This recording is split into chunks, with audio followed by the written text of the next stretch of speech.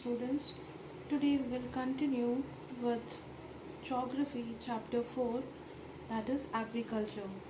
In the previous class we have discussed there are three types of farming, that is primitive subsistence farming, intensive subsistence farming and commercial farming.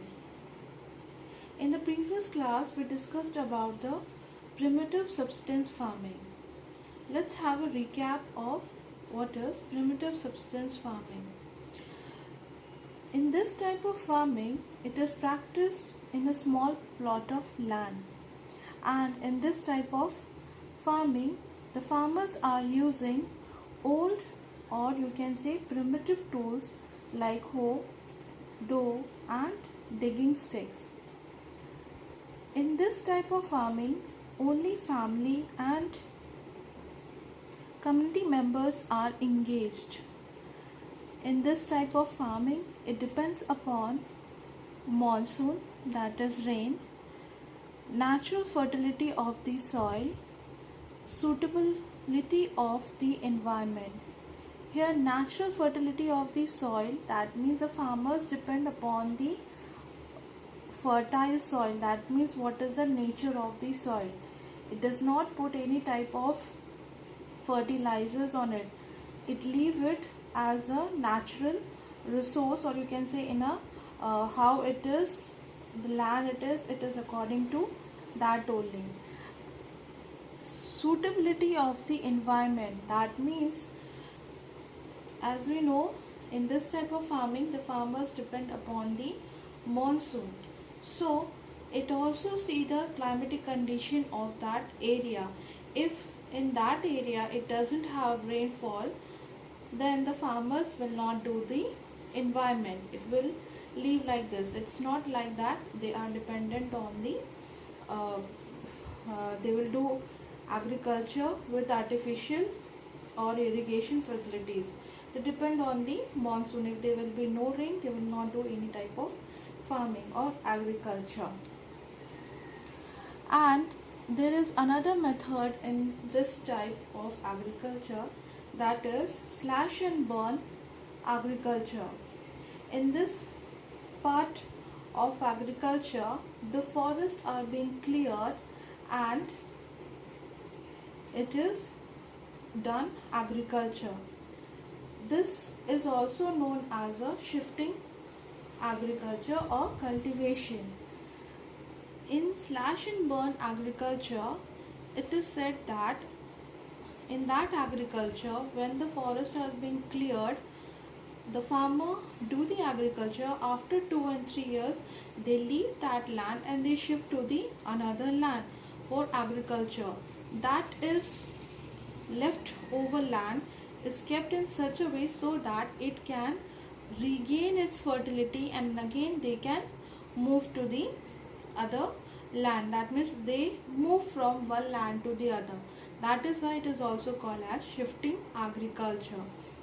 And this practice is known by different names in different regions of India and other parts of the world.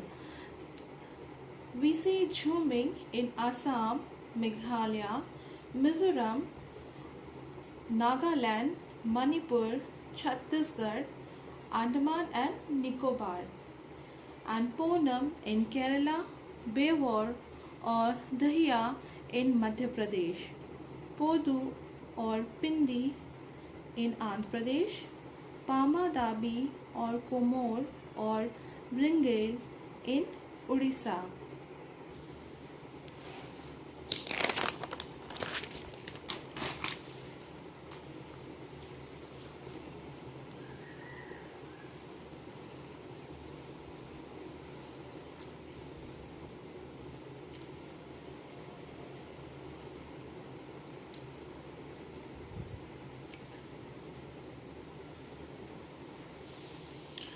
Commercial farming. From the word commercial, it means that it is being used for commercial purposes, and this farming is practiced on a large pieces of land. And in this farming, it is said that it uses high doses of modern inputs In order to obtain higher productivity, the irrigation facilities will be more, high yielding variety seeds will be more, chemical fertilizers will be used, insecticides and pesticides will be used. So this type of farming is used on a large scale. For example, you can say rice can be used as a rice and wheat can be used for the commercial purposes in some of the states, but for some of the states it will be like a basic necessity or for personal use, that is for Odisha. So you can say commercial farming is used for trade purposes. For example, we have tea, coffee, coconut. So these can be used for the commercial purposes. And it is also seen that the degree of commercialization of agriculture varies from one region to another. That means it will not have same type of irrigation, or you can say particular region will be some of the particular region will be high in productivity. For example, Haryana, Punjab will have good production of rice and wheat, so that region can be considered as commercialization. But some of the states will not be considered, or you can say used for the commercialization. In some states like Punjab and Haryana, it is a rice is a commercial crop, but in parts of Odisha or other parts of India, you can say rice is not being considered as a commercial, but it is considered as a subsistence crop that is being used for personal purposes or basic necessity, basic use. And that is a region, how you can say that it varies from region to region. There is another form of farming, that is plantation farming. Here plantation farming, it is a type of commercial farming. Here plantation, that means to plant something and it will give a production for many years. For example, in a plantation farming, you can say it is example of tea, coffee, coconut and many other trees. And this plantation, when it is planted, it will take a longer period and it will give the production. So that is, you can say, plantation farming, and it is a type of commercial farming. In this type of farming, a single crop is grown on a large scale. So it is a type of farming in which a crop, a single crop, for example rubber, coffee, tea, cotton, these are grown on a large scale and that can be used in many years, for many years. When it is planted, it gives the fruit for many years, for 20 years.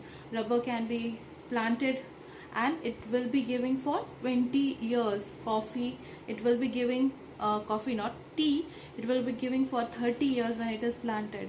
So these are the plantation farming crops, you can say. And it is said that the plantation has an interface of agricultural and industry. That means from the plantation, many raw materials will be helping in the development of industries. That means in the agriculture field and as well as in the industries. And in this type of plantation, they use heavy machines, or you can say large tracts of land is being used and a huge capitals is being invested. Okay, in this type of farming, in plantation, it is taking a large area with heavy capital investment. That means lots of money are invested because they are getting the profit from that farming, plantation farming.